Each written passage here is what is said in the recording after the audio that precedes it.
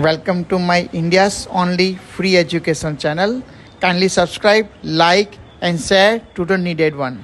Now, knee pain patients માટે okay અથવા pay રિડક્શનનું patient હોય બેલેન્સ એક્સરસાઇઝ કરવી હોય પેશન્ટને તો ફર્સ્ટ ટાઈમ બોલ પર એક્સરસાઇઝ કરાવતો હોય તો પહેલી એક્સરસાઇઝ તમે બોલ પર સ્ટાર્ટ કરી શકો. પહેલાં તો બોલની સાઇઝ તમારે જોઈ લેવાની, પેશન્ટની હાઇટ પ્રમાણે મેનેજ કરવાની, જેથી બોલ પર બેસો તો તમારો પગ 90 ડિગ્રી મેન્ટેન હોવો જોઈએ. આ 90 ડિગ્રી હોય મતલબ તમારી આ સાઇઝ તમારા માટે બેસ્ટ છે. જો બેસીને એક્સરસાઇઝ કરવી હોય તો આ સાઇઝ જોવાની ખાસ જરૂરી કે 90 ડિગ્રી બેન્ડ હોવો જોઈએ. પછી નેક્સ્ટ એક્સરસાઇઝ પહેલા તો પેશન્ટને કેવું ખાલી બેઠા બેઠા બાઉન્સિંગ કરે, પગ પર બેલેન્સ રાખીને બાઉન્સિંગ કરે, ધીરે ધીરે હાથ છોડવાનો ટ્રાય કરે. ધીરે ધીરે બોલ પર થોડા ઓરિએન્ટેડ થશે કે ભાઈ બોલ જોડે થોડા એડજસ્ટ થશે, એડપ્ટ થશે કે બોલ ઉપર બેસવાનો જે ડર હોય એ નીકળી જાય. તો બાઉન્સિંગ કરીને પછી તમે થોડું કમર બી સાઈડમાં આમ કરી શકો છો. એટલે થોડુંક બોલ ઉપર પહેલા બેઝિક બેલેન્સ ડેવલપ કરો કે તમે પડતા નથી, બેલેન્સ રહે છે તમારું. પછી તમે આગળ બોલની એક્સરસાઇઝ કરી શકો છો. સેમ પછી આગળ પાછળ, સાઈડ ટુ સાઈડ કર્યું, પછી આગળ પાછળ કર્યું, બોલ ઉપર બેસીને છે. થોડુંક બેલેન્સ આવી રીતે એડજસ્ટ કરવાનું. પછી છે રાઉન્ડ મારવાનું, ગોળ. એક આ ડિરેક્શનમાં માર્યું છે, પછી ઓપોઝિટ ડિરેક્શનમાં. તો આ બધું વિધાઉટ સપોર્ટ પેશન્ટને થોડું અગર સગવડમાં જરૂર હોય તો હાથના સપોર્ટ રાખીને આ બધી રીતે પહેલા એડપ્ટ કરો બોલ પર, પછી એક્સરસાઇઝ સ્ટાર્ટ કરો. ફર્સ્ટ એક્સરસાઇઝમાં તમે જે ની પેન વાળા પેશન્ટ છે એના પર બોલ એક્સરસાઇઝ કરવી હોય તો પહેલા પગને થોડોક આગળ રખાવો, પછી ધીરે ધીરે પગને વાળવાનું, બોલની નજીક આવવાનું અને જેટલું બને એટલું દૂર જવાનું.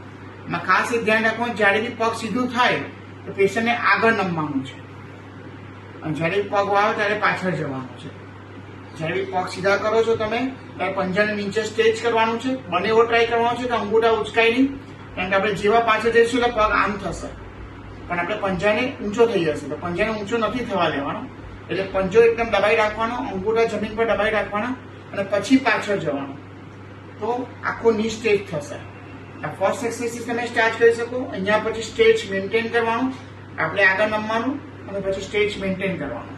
સેકન્ડ એક્સરસાઇઝમાં સેમ પેશન્ટને બે પગ પહોળા રાખ્યા છે અને પછી કેમ કે થોડાક આગળ જાઓ અને પાછળ આવો. બે પગ પહોળા રાખ્યા અને પછી પેશન્ટ કહે હવે તમે બે ઘૂંટણથી આગળ જાઓ, અહીંયા મેન્ટેન કરો, પગ એક પણ ઉઠાવવાની જોઈએ અને પછી પાછળ જાઓ, ફરી આમ જાઓ, આગળ જાઓ, મેન્ટેન કરો બંને પગને પહોળા રાખીને, જેથી તમને આખું ઘૂંટણમાં સ્ટ્રેસ આવશે, જેથી અંદરના મસલ સ્ટ્રેચ થશે અને બહારના મસલ સ્ટ્રેન્થન થશે. અંદરનું સ્ટ્રેચિંગ, બહારનું સ્ટ્રેન્થનિંગ થશે. એટલે આ એક્સરસાઇઝ પણ બહુ જરૂરી છે. જ્યારે બી તમે આગળ આવો ત્યારે પેશન્ટ તમારે આગળ નમવાનું છે. આ પાછળ ગયા આપણે ત્યારે પેશન્ટ આગળ નમશે, જ્યારે આપણે આગળ ગયા ત્યારે પેશન્ટ પાછળ નમશે. ઓપોઝિટ ડિરેક્શનમાં ટ્રંકથી બેલેન્સ કરવાનું છે. પછી નેક્સ્ટ એક્સરસાઇઝ છે, એમાં પેશન્ટને એક પગ રાખ્યો સીધો, એનાથી કેવું ધક્કો મારો, પછી એ રીતે આ બાજુથી ધક્કો મારો, પછી એ બીજી બાજુથી ધક્કો મારો. જેટલું બને ની સ્ટ્રેટ કરવાનું ટ્રાય કરવાનો.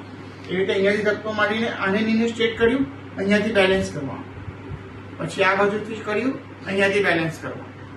પછી આ બાજુથી. આ દરેકમાં ધ્યાન રાખવાનું કે પંજો ઉચકાવો નહીં જોઈએ, તો જે પ્રોપર સ્ટ્રેચ થશે અને એની ઇફેક્ટ મળશે. દરેક એક્શનમાં તમે જે સાઈડ ટુ સાઈડ કરો છો એમાં આગળ નમીને કરવાનું છે.